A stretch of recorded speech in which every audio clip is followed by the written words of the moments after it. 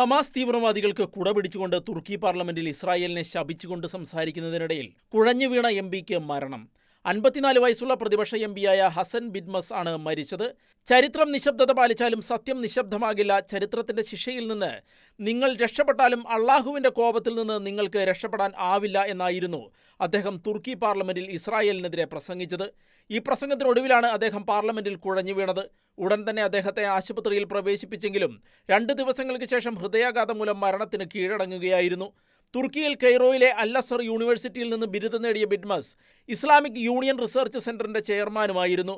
മുൻപ് ഇസ്ലാമിതര സാംസ്കാരിക സംഘടനകളിലും അദ്ദേഹം പ്രവർത്തിച്ചിരുന്നു.